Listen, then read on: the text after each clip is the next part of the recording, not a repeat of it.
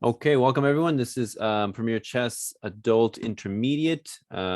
This is the winter 2021 to 2022 session, and this is week 11. I'm filling in for Evan, and we're gonna do a puzzle or two, and then we're gonna go over an Immortal game that I got, a pretty cool Immortal game. All right, so let's look at this one. So let's go back to the beginning, because I think there's value in seeing the games, how they progressed. So this is between two 1900s, so pretty good. All right, so d4, d5, c4. We got Queen's Gambit. Okay, Queen's Gambit accepted. This is not too common. Not too many people willingly take this because, well, why? Why do you think most people don't willingly take this pawn? Because after e3, it's pretty easy to win it back. Yeah, it's easy to win it back, and also the idea with this with c4 is with any the King's Gambit or the Queen's Gambit, what the idea is, you want to divert the center pawns away from the center, and thereby gain control of the center, right? So and just like Samuel said, in the Queen's Gambit, I don't really consider this a true gambit, because a true gambit is, in my mind, is when the pawn is not easily recovered, right? So here the pawn is definitely pretty easily recovered, and then white has a beautiful control over the center as a result. So okay, so e3, e5. Okay, interesting. Wow. Okay, pretty aggressive from the start. So he won a pawn, but now he's not letting white take it easily. So let's see. All right, so he takes there. Take. Ooh, okay, queen trade. All right, so we got an isolated queen pawn here, which could be a strength or a weakness. Not entirely sure just yet. So knight f6, bishop f4, targeting c7. We have c6, knight c3, bishop b4, knight e2. Okay, castle. Ooh, interesting decision to castle. Wow. Would you guys have castled queenside in this situation? What do I you guys wouldn't think? have. You would have castled kingside? Yeah, I would have castled kingside. Yeah, that's interesting decision there. Damn, I would have gone kingside. Yeah, I mean, I guess he wants to strengthen the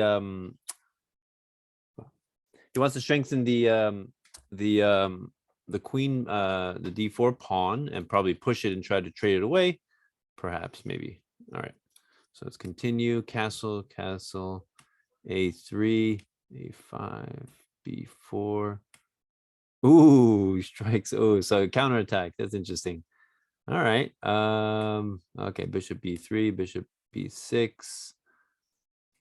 Okay, rook there. Yeah, here I think what I would have done. Okay, so rook h to e1 is not a bad move, right? We're just basically developing and activating all of his pieces, right? But here, I think you're kind of given a chance to get rid of this pawn, which is pretty it can be weak, right? So if you can get rid of it, why not? But currently you can't really get rid of it now because of the because this pawn hangs right on f2. So maybe I would probably maybe just push f3, and then the next move, then just push d5, and then hopefully trade away that the d pawn. What do you guys think? Does that make sense, or would you do this rook h to e1? I probably would have gone f3.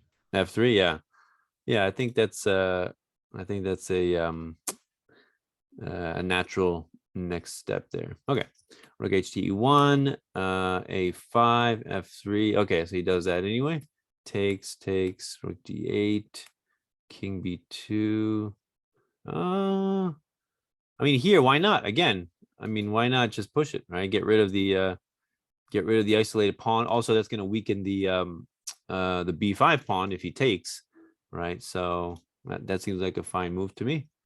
Also, yeah. Black's knight doesn't have anywhere to go. I mean, he has to go back. Which knight? The d7? Yeah, the knight on d7. Yeah, so the d7 knight, yeah, it doesn't have that much that many good squares at all, just f8 and b8. And look at this bishop. This bishop is horribly underdeveloped and blocked over here.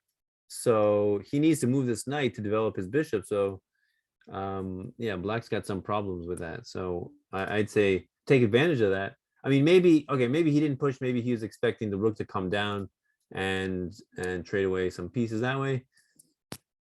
Maybe. Okay, so maybe he just wanted to avoid that. So king b2, knight f8, knight e4, knight e5. All right, so he trades. Okay, so he was attacking the bishop and the pawn. I don't know if that's worth. I don't know if that's worth getting rid of this bishop, because this is a pretty nice bishop, right? This is a very active bishop. It's the opposite on the opposite colors as these pawns. And it could be targeting the f7 pawn. So why get rid of it, right? So maybe just bring the bishop back. Yeah, I wonder. Yeah, I'm thinking bring the bishop back. And then somehow, yeah, you can plant the knight here and kind of obstruct the bishop on b6. That's kind of what I'm thinking here. Looks pretty good. Okay.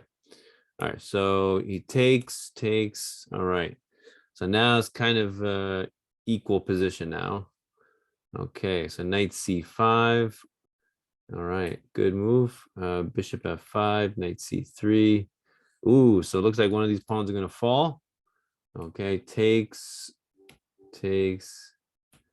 All right. Okay, so now knight e6, activating the knight, and with tempo attacking the bishop. Okay, we have bishop d6. That's a good move. Ooh, very nice. I like that move a lot, actually. Obstructing the rook, getting the bishop out of harm's way, and also now both these pawns are hanging completely. So not much you can do. d4. It's kind of a desperate move. Okay, d4, knight takes b5, rook a to b8. All right. Oh, I wonder if that was a mistake. he just gets rid of his rook. No, that looks like a mistake. All right. Take. Yeah. All right. So, okay. So it looks like white should be winning this fairly easily. So let's see what happens here. I think he messes it up. White might have blundered somewhere. Oh, really? We're around here? No. I'm just saying in the future. Oh, okay. Yeah, let's see what happens. Okay, bishop e6, rook e4. All right, rook a3, knight c5. Yeah, that opens up the bishop. Yeah, so maybe it'll better. What's a better move than knight c5? What do you guys think? Because now this rook is getting really active, and then you win this pawn, and now the knight's gonna jump on here, and we got forks here coming up. So what's a better move than knight c5? What do you guys think? I think knight to d4 would have been better.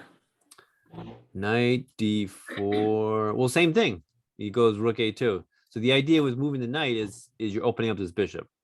What about rook b4? Yeah, I'm looking at rook b4. I think that's a better move. Right? Because now simultaneously protecting the knight and attacking the knight on b5, right? And then and now this pawn is, of course, don't forget about this pawn, is dangerously close to promotion, right? So and the other thing is, I think after rook b4, I think actually black is forced to trade, right? Because if he moves this knight, guess what? This rook is hanging, right? King takes the rook, right? So rook b4, I think, is a pretty strong move here. Yeah, so he missed that. So yeah, he allowed. I think white allowed too much activity with the black pieces here. Rook a2 check, king b1. Okay. Okay. All right. This is the puzzle. Wow. How can this be the puzzle? Black has a winning move here. Yeah. How can this be the puzzle? Yeah, knight to c3. Yeah, so that's the obvious move. Let's just see. Make sure because let's see. Is that the obvious? Knight c3 is a major fork. Yeah, triple fork, right. Okay, so knight c3 check. Okay, king c1. What do you do after that? Rook a1 check. Yeah, yeah, rook a1. I mean, let's see, knight c3, king c1, rook a1, king c2. Oh no, sorry, not king c2, king b2, right? Attacking the rook and the knight, right? So now he's forced to let's say take the rook with the rook, and then king takes here. Rook c1 check. Rook c1 check after. Okay, rook c1 check. Yeah, I don't think it wins the knight. Maybe king here doesn't win the knight. So Yeah. so that's why I'm thinking after knight c3 check, king c1, probably the best move is maybe taking. We gotta be careful with this pawn too, right? No, So right, what about knight a3 check and rook c2 checkmate? knight. a- Oh yeah, right, exactly. Ooh, very nice catch. Yeah, knight a3 check, king c1, rook. Yeah, mate. Beautiful. You guys see that? That's very nice. Yeah, that's actually a great illustration of you see a good move, you look for a better one, right? Right. Sometimes we often get, you see a combination, you get excited, you're like, oh my goodness, look what I can do. But then you take a moment to look at the position a little further, and you can see an even better combination. So very nice. Yeah, I think that's it. Oh, nice. Very nice, mate. All right, cool. You guys want to do one more, or you want to go to the game? Both are good. You guys think one more? I love these puzzles. Yeah, one more. Why not? All right, let's do one more. So, all right, so let's go back here. All right, so let's go back. So by the way, this is between a 1500 and 1600. So that might explain the moves. So don't be disappointed with the moves, okay? Okay. All right, e4, e6, d4, d5. Okay, we got the French defense. Okay, the advanced variation, c5, c3, knight c6, knight f3, queen b6, d takes. That seems like a strange move. I think most higher rated players would not play this, because the idea with this is you want to keep this pawn chain intact, especially protecting the e5 pawn, right? So you take here, now this e5 pawn becomes very weak and easy to pick off, right? After so after you take this, maybe you come back, drop back to c7, maybe you bring the knight e7, g6, and now you're attacking with a lot of pieces here, and white gets tied up. So I don't think that's a good move. Okay, bishop takes, so automatically threatening f2. Bishop takes f2, queen c2, knight gd7, b4. Yeah, maybe here it would have been it might be a good idea to prevent this. Maybe take a moment to play a5 and prevent this, right? So that he doesn't gain space on the queen side with tempo like that. So might have been an idea. Oh, So b4 wins the bishop, I think. and the other and that reason too. Now after knight gd7, yeah, the bishop is trapped. Yeah, good catch, Samuel. The bishop is trapped. So this is probably the moment where if you were black, you'd be like yelling profanities at your screen. Make sure your kids aren't in the room, right? What? I dropped my bishop already? All right, so bishop takes, c takes, queen takes check, bishop d2, queen b6, bishop e2. All right, attacking the pawn again, bishop c3, d4. Okay, so trying to win this pawn, so he blocks the bishop, bishop b2. All right. All right, so here's the puzzle. So so it's black to move. So, and remember what we said about the obvious moves, right?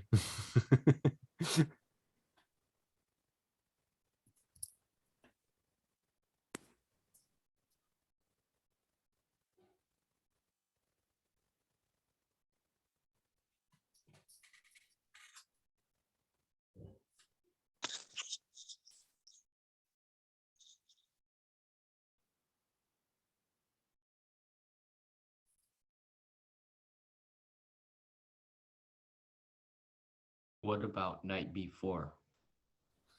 Okay, so knight b4 attacks the queen. All right, let's see. Maybe just queen d2. And then where's the follow-up? Right. I was looking at d3. D3. Okay. All right, so taking the pawn is unwise. Anybody can tell me why?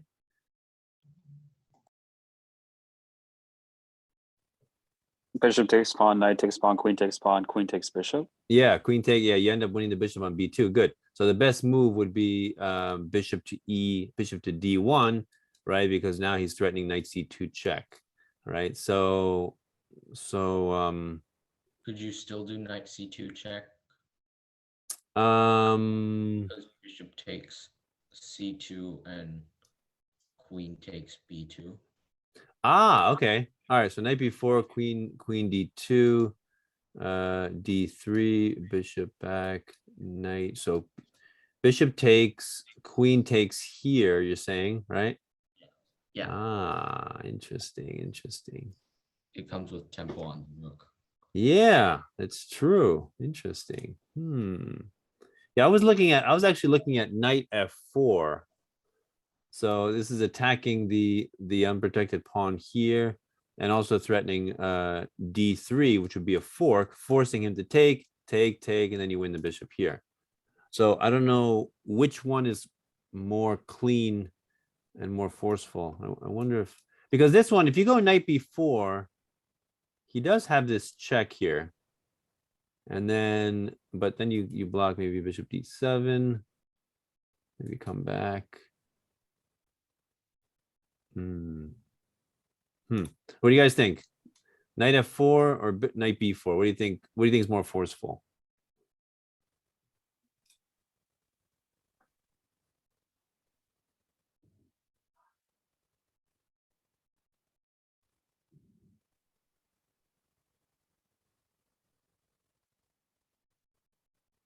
I personally think knight f4 might actually be better. You think knight f4 is stronger because there's Yeah. no check? Because there's no check. Yeah, Yeah. and it comes with a more direct threat. Yeah, because if he castles, then you got this, right? Threatening the fork, forcing him to take, Yeah. and then you win the bishop here. Right? What do you guys think? Knight f4? I think so. Yeah, I think that's the play. I think it's knight I think, f4, d3. yeah, I think it's simpler. Oh, yeah, it looks simpler, but all right, so let's see. All right, so then it must be this then, knight b4.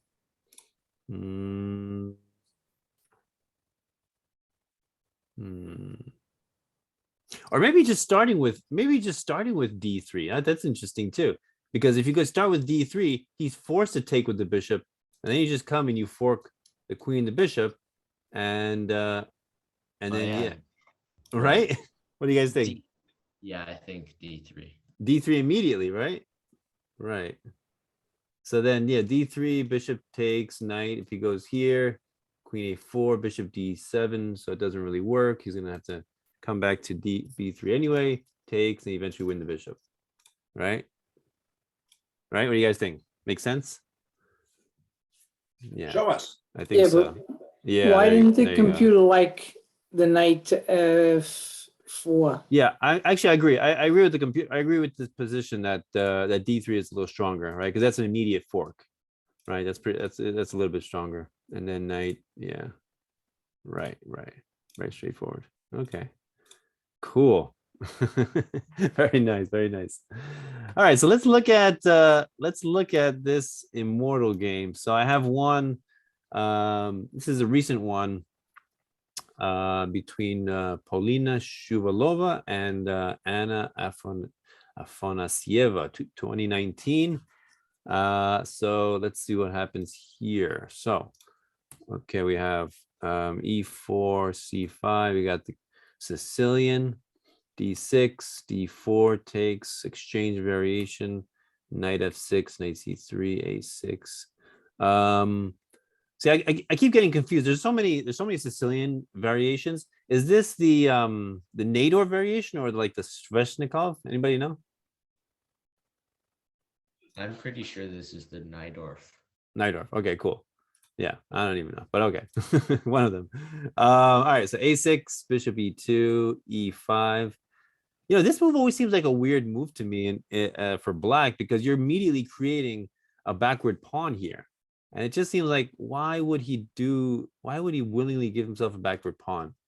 I mean, I guess the idea is that it's hard for white to attack it, right? Because the b5 square is controlled by the pawn. And if he goes here, you can just take the knight. But I don't know, it just looks strange to me. What do you guys think? Does this look, do any of you play this line for black?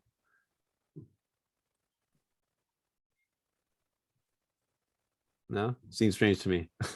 Okay. All right. So let's continue. Knight b3, bishop e7, castle, king h1, prophylactic move, right? Avoiding any tricks like that. Bishop e6, f4. All right, so immediately going for an attack. Yeah, so king h1, nice prophylactic move. f4, queen c7. Computer doesn't like it. All right. All right, what do you think? What do you think white played here? F5. Yeah, so white's going for an all-out attack against the king, right?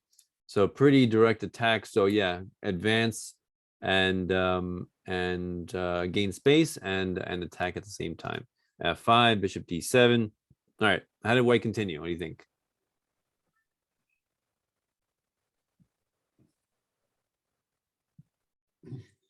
G4. Yes, g4, continue the attack, right? Pawn storm, which is in this case is a little bit dangerous because your king is on the king side as well, right? Usually a pawn storm occurs with opposite sides castling, right?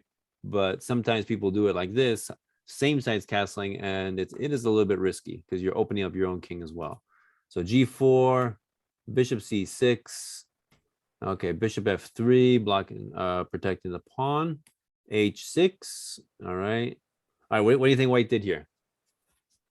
H4. Yeah, h4. Yep.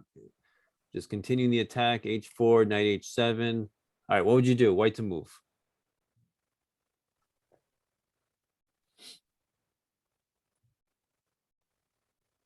I think that white would go rook g1. Rook g1. All right, so let's see. Rook g1, bishop takes here.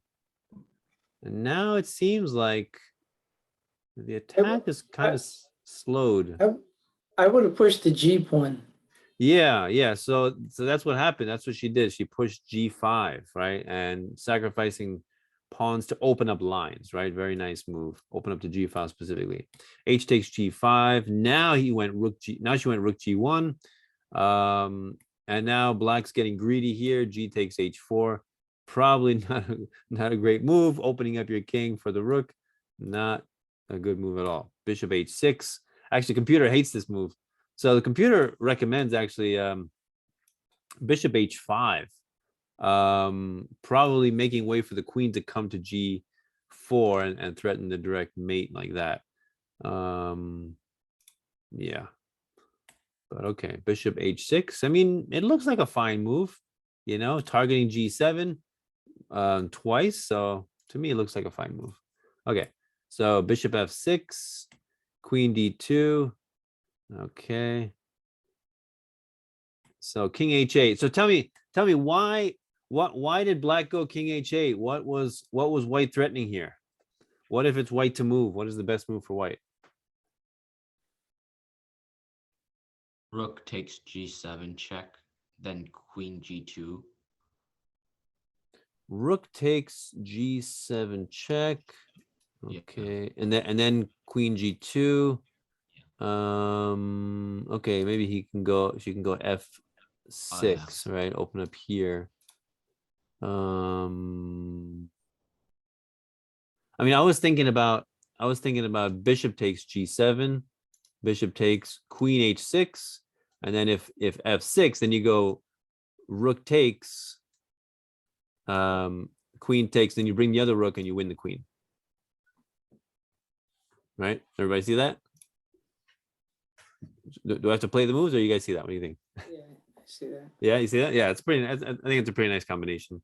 So yeah, I think bishop takes was the threat. So rook king h8, getting the king out of the way, bring it, wanting to bring the rook on g8 to help out in protection. So bishop comes back, bishop e3, b5. Okay, now just doubling up the rooks, b4, knight d5, takes. All right, knight c6, rook a to g1. Wow, the king is coming under immense pressure here. A lot of pressure. Knight e7, queen d2, d5. Okay. All right, so black is desperately trying to open up the center and try to get some counterplay in the center and the queen side, maybe. The computer didn't like anybody's moves. I know, right? Yeah. The computer is very unforgiving of human moves. Kind of Picky. interesting. Yeah, it's kind of picky. It's picky and materialistics, right? So yeah. All right, so d5. So white played queen h2, which the computer doesn't like at all. It's kind of interesting. All right, so queen d7. Computer hates that move. So knight c5. Okay, with tempo, very nice move. Queen c8. Okay, bishop f2. So now white really wants to get rid of this pawn, open up the h file as well. So trade away this bishop, open up the h file, and that's going to be a pretty quick death right there along the h file. There's really no way he can black can protect this this knight again. All right, so takes. What do you think white did here?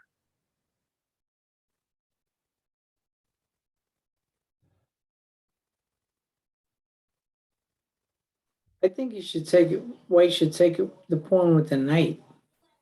So knight takes here. I think you should take with a bishop because then you can attack the rook too. Take with the bishop. Yeah, the queen is definitely eyeing f5, maybe so to help protect the knight, perhaps, right?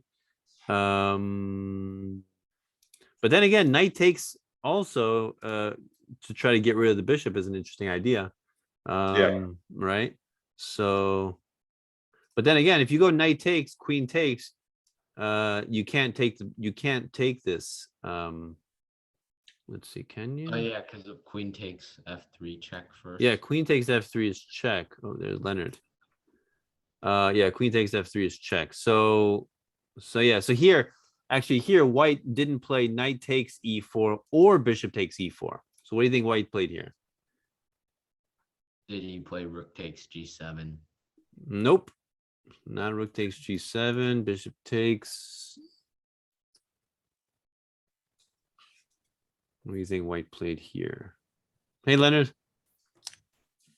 Then did he play bishop takes h4?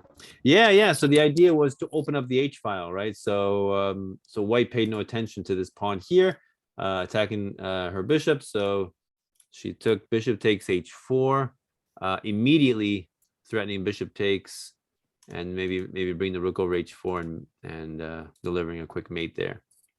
All right, so bishop takes, knight g8. Okay, so if bishop takes, and the g knight takes back and protects the h knight. All right, so bishop takes here. So interesting idea. Yeah, so the computer actually likes knight takes better here. I guess Yeah, it's because then the knight can trade for the black bishop. Right. and bishop takes e4 does lose the knight since the computer's materialistic. Bishop takes. Oh, right. Yeah, that's true. Yeah, the knight is hanging. Yeah, that's true.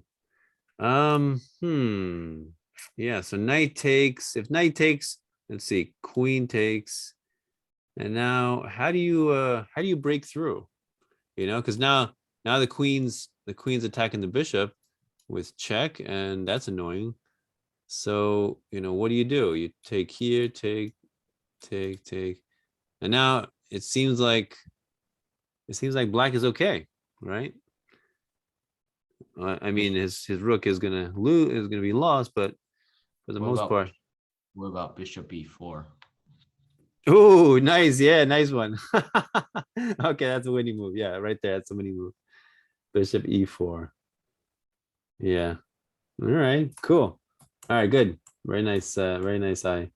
All right, so bishop takes e4, queen takes c5.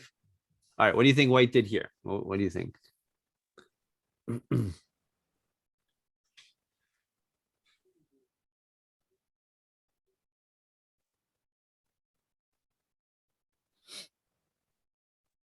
don't know what he did. I think the small move is bishop takes bishop.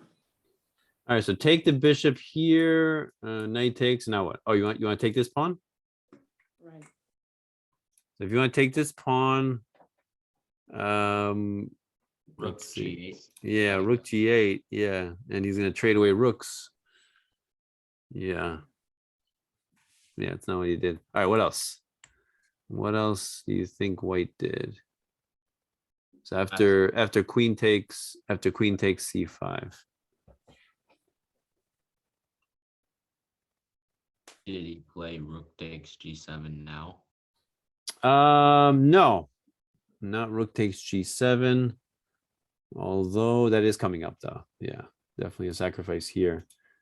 But so here, here white plays bishop f2.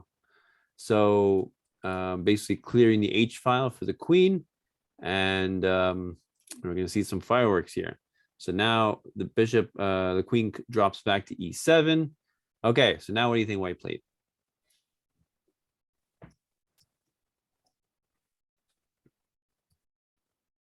Did white now play rook takes g7? Yeah, so now rook takes g7.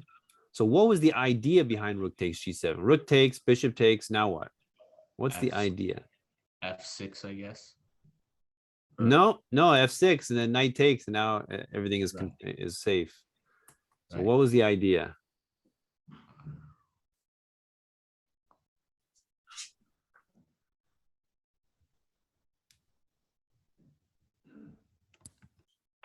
I think you win a knight here with a queen sack, king takes, discovered check.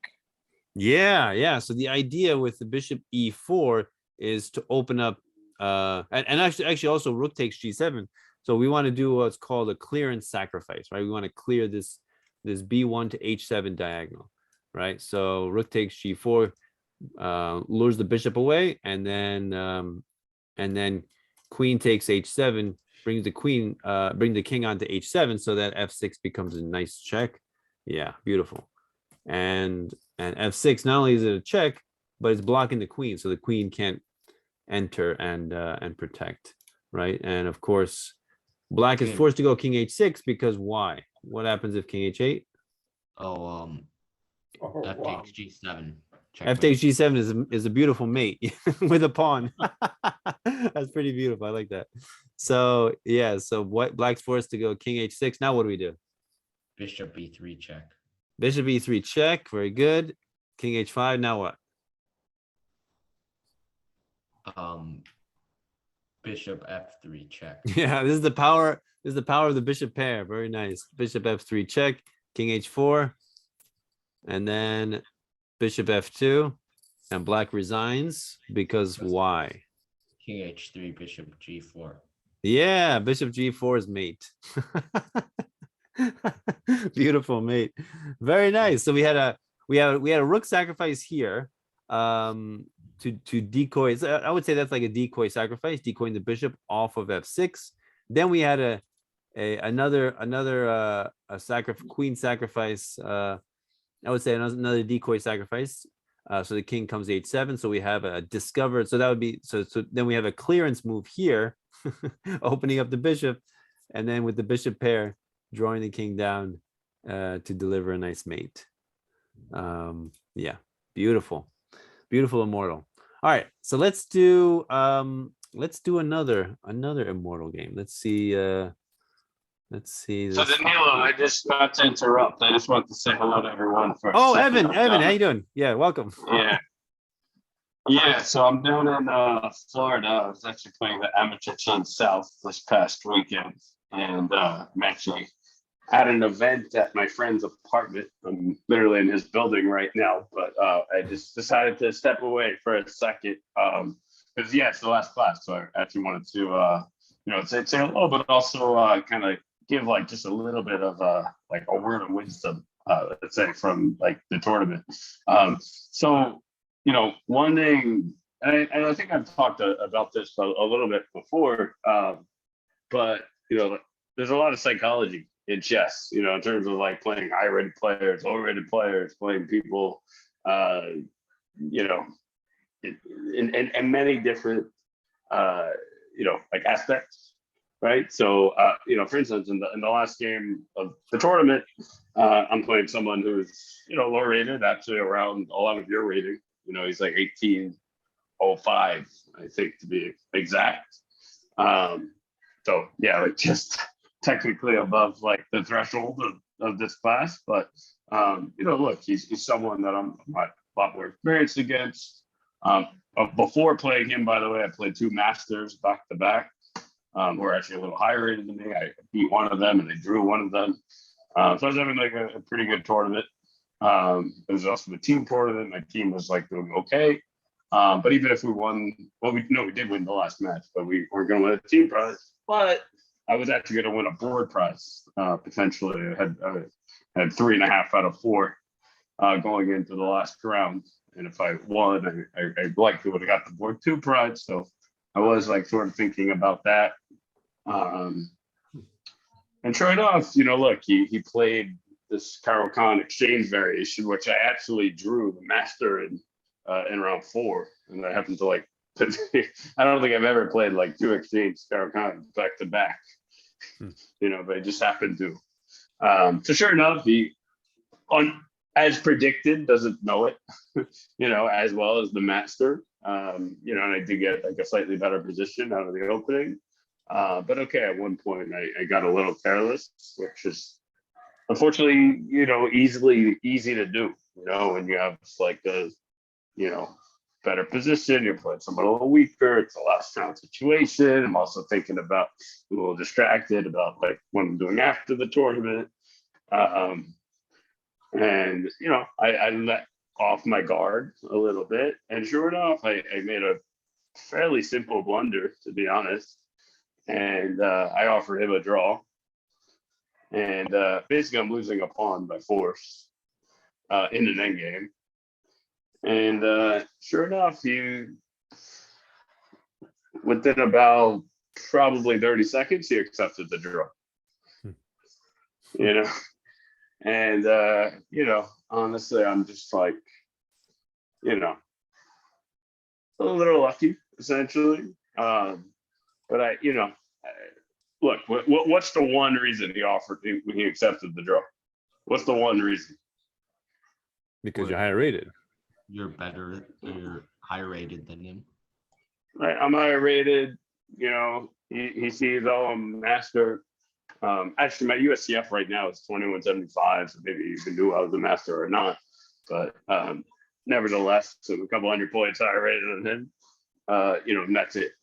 But one thing I can't stress enough actually is that look, I was not giving him any favors by offering a draw.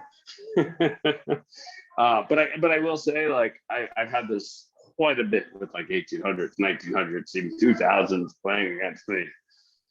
Someone higher rated, he offered you a draw. Not saying never take it, but just like you would, for instance, with a potential piece that you could take.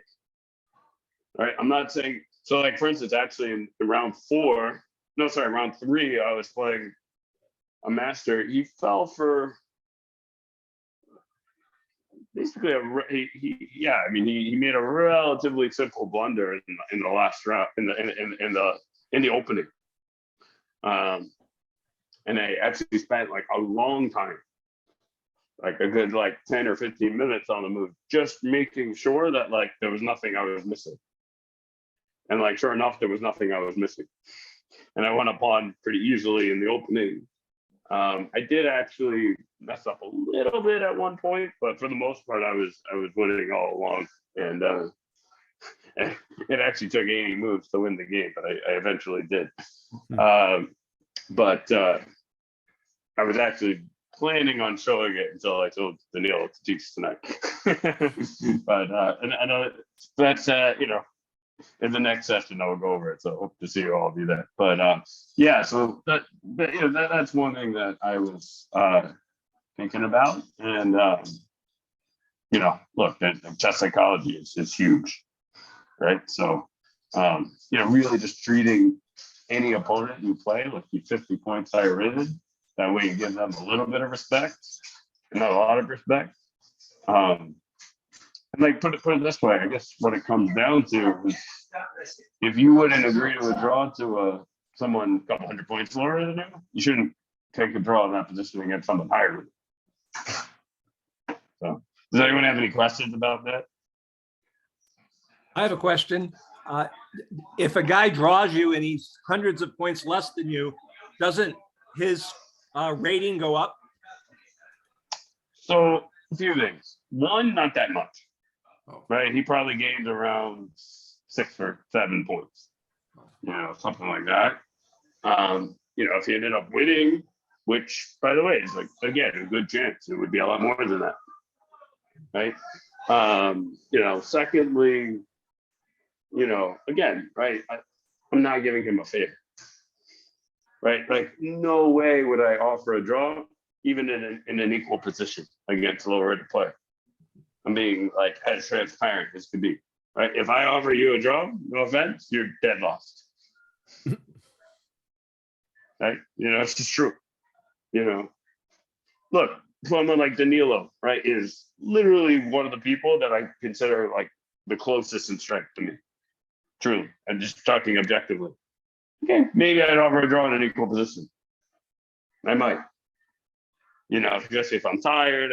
Because guess what? Even then, like I'm probably offering a draw because like I have a headache, and I don't want him to know that. I probably shouldn't say this because we play matches sometimes.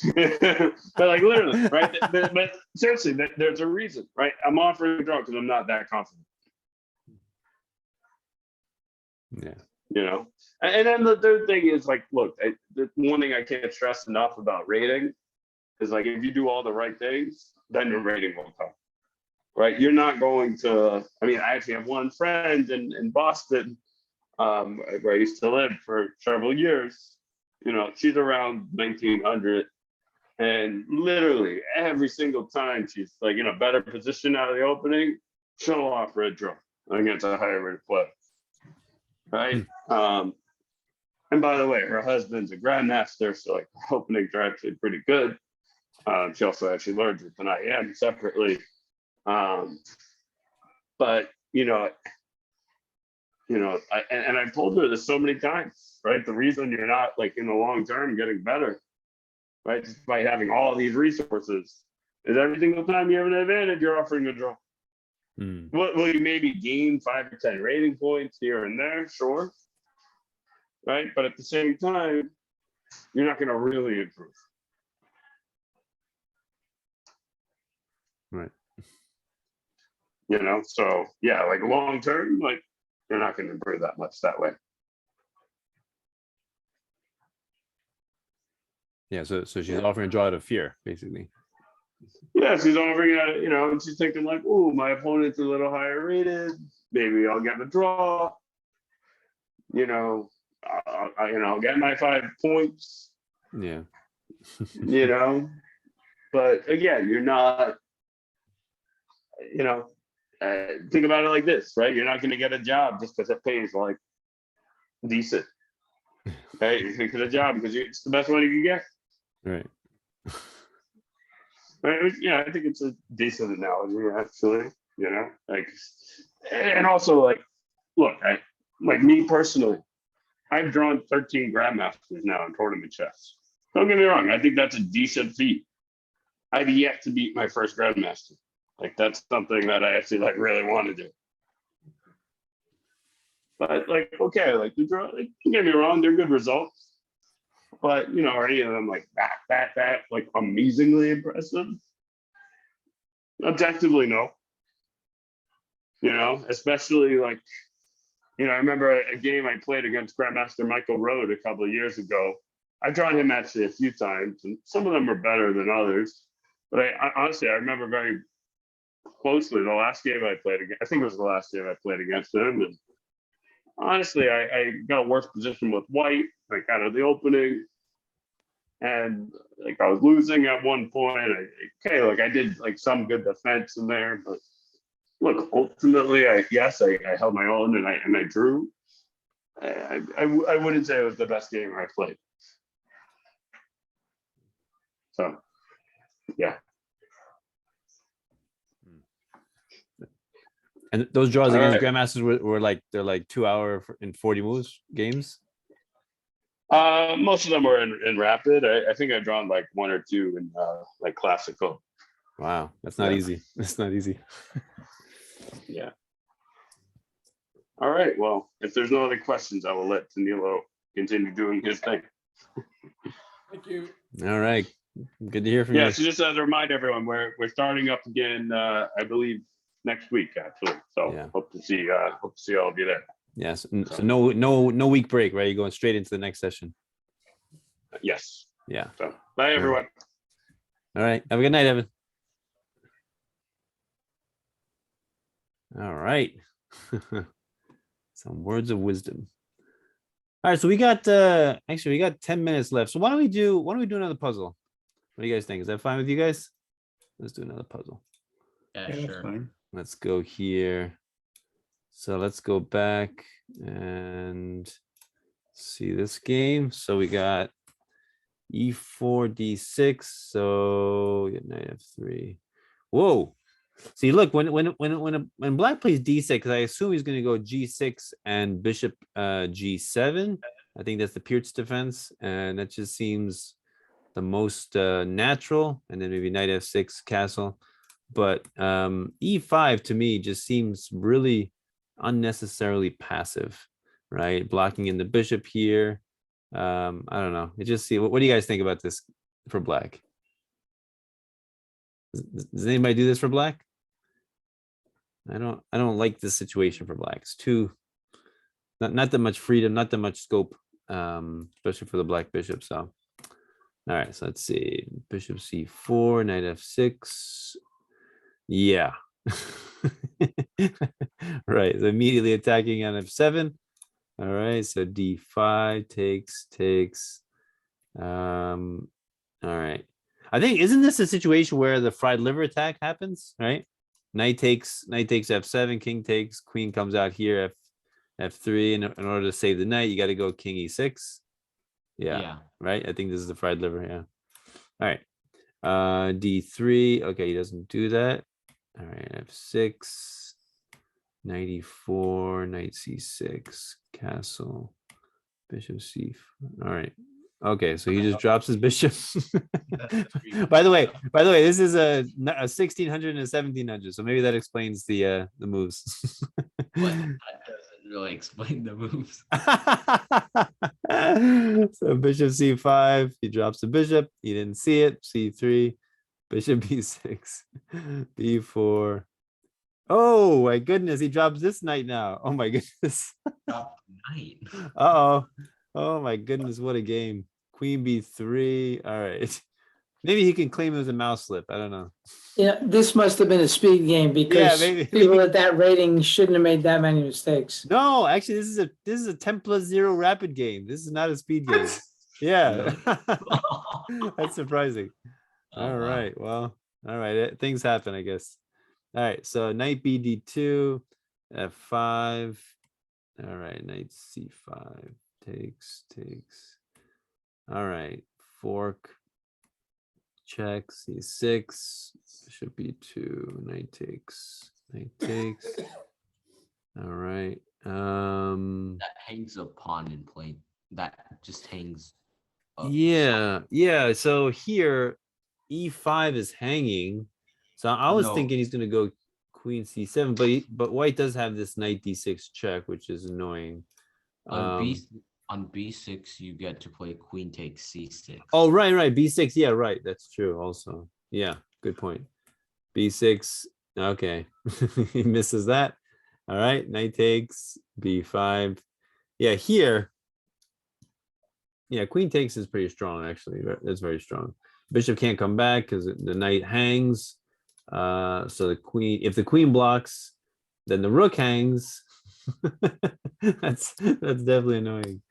And if he goes king f7, we have knight takes e5 with check. So probably, let's see, his best move.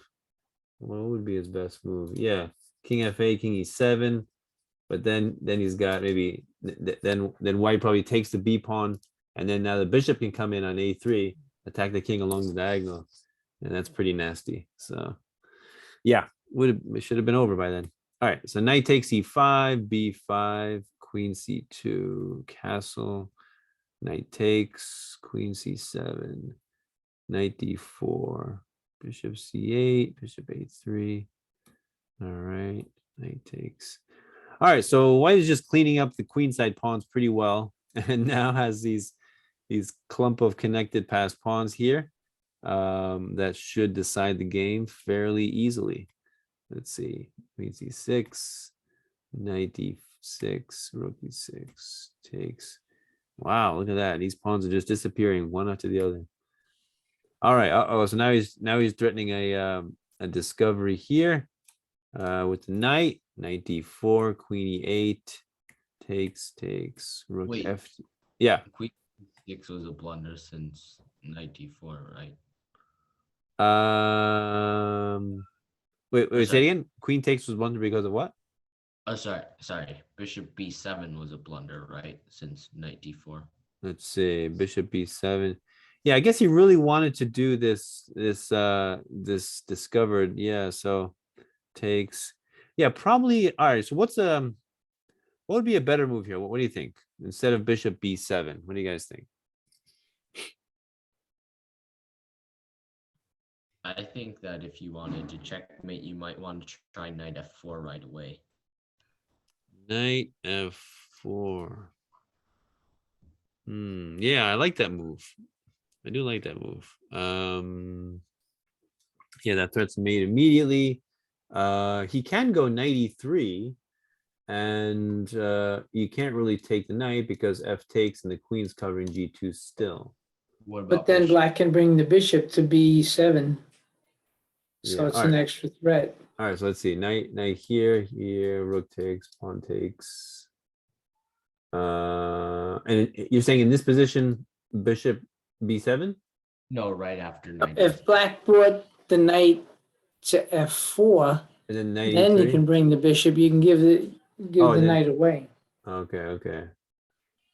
All right, that's interesting. Yeah, I was thinking about rook g6. You got to be careful with this fork as well. But nice. Well, rook g6 opens up an attack on the knight immediately, right?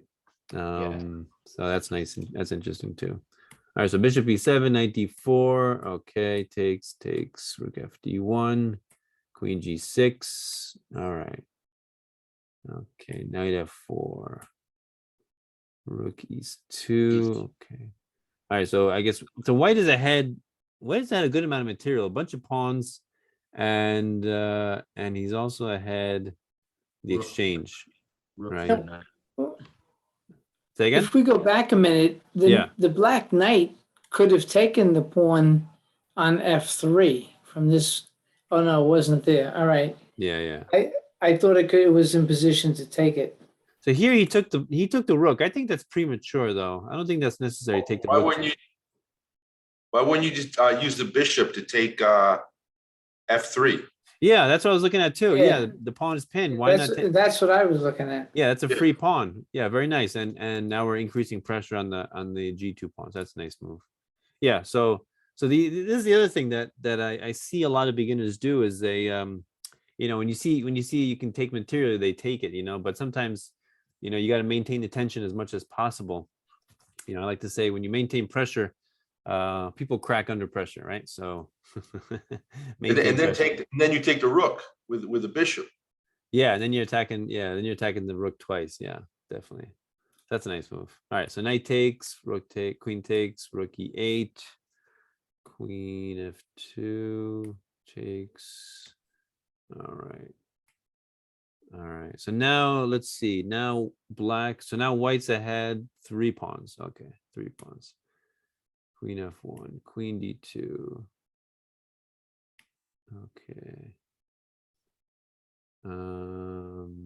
Bishop a6. Oh, that's interesting.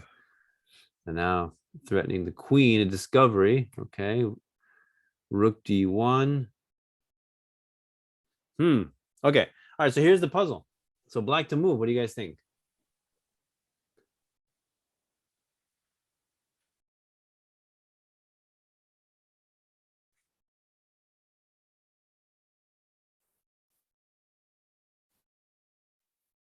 I'm looking at queen e3 check. All right. So queen e3 check, king h1. Now what? Oh yeah, you can't do rook f2. Yeah. Rook f2, queen, the bishop drops, and I think everything's okay for white. What's wrong with rook takes the G2 pawn? Yeah, rook takes g2. It's check and Yeah. attacking the queen at the same time. Yeah, so queen takes here, and yeah, And I think the king would have to move after. it's not king. a mate. Yeah, it's not a mate. Yeah. You can't really mate him. Check, yeah. Yeah, it looks to me rook takes g2 is the strongest here. Yeah. What do you guys think? You see anything else? No, I can't see anything better. I think rook takes. So, but what's so special about rook takes g2? Because it looks like it's just a rook trade. Rook takes, queen takes here, king up here.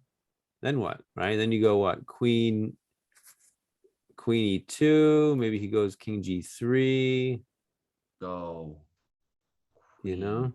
No, never mind. I was looking at queen e1. Yeah. So queen e1. I mean, he can just something like. Let's see. What can you do? Okay, maybe you're pushing the queen out. Maybe you're pushing the king out. All right, that might work because now with the queen and the bishop working together, the king might get mated over here. That's interesting. So that might work actually. All right, so let's see. I think that's the answer. So rook takes g1. Oh, how can that not be the answer? All right. What about rook f2 instead? Ooh, rook f2. Oh, that's interesting. Oh, that's pretty nice. Oh, that's a nice move. Rook f2. Everybody see why that works? Yeah, it forces the queen to move, and then you can start checking and doing the little thing at the end. That's a nice move because if the queen leaves f1, then you got to mate here. Definitely mate eventually with the rook and the queen. And then if he takes your queen, we got rook takes f1 as mate. Oh my goodness, that's a nice move. Rook f2. Wow. Very nice. Ooh, that's powerful. That is powerful. Yeah. Rook takes f1 check. Yeah. Let's see it. Yeah. Oh my goodness. How did we not see that? That is good. Yeah, this kind of situation is interesting where the two long range pieces are eyeing each other, and if you take either one, then the other one falls is actually a very nice situation. Doesn't happen too often, but it's pretty cool when it happens. Could you follow through the steps there? Let's see. So yeah, it's just taking the queen after that. Well, suppose instead of wisely moving the pawn to c4, the queen goes after the bishop. Yeah. Oh, okay. Yeah. Then it's just mate here. Right. Yeah, just mate. And then if the queen doesn't take, as you were starting to show, but moves the pawn. If the queen does what? If he moves the pawn here? Yeah, if he moves the pawn. So yeah, so let's say the rook takes the queen. Yeah, The white rook takes the queen. Yeah. And then yeah, this is just then this. Oh no, actually no, you can't do that. Sorry, your queen's under attack. So yeah, first you go yeah, queen here. And then you take the pawn, yeah, right there. And that should be winning for black. Yeah. Yep. You just got to get rid of these 2 pawns. This can be pretty annoying, but yeah, and it doesn't matter. Bishop is opposite colors because the queen it should overpower this rook pretty easily. Queen and bishop. All right, very good. So good seeing you all. So sign up for the next session if you guys are interested in continuing, and hopefully we get some people for the adult beginner if you guys want to do that, and I'll teach that. I wasn't able to do it this session, but yeah, if we get it for next session, maybe we can have 2 adult classes. That would be awesome. So yeah, good seeing you guys. Hope to see you guys next week. And Anthony, I'll see your son on Thursday. Thank you. All right. Have a good night, Danilo? everyone. Have Danilo, a you good one. take care, Thank you okay? so much. Yes, you too, Greg. Take care. Good night. Bye-bye. Thank you. Bye for now. Thank you. Bye-bye. Good night.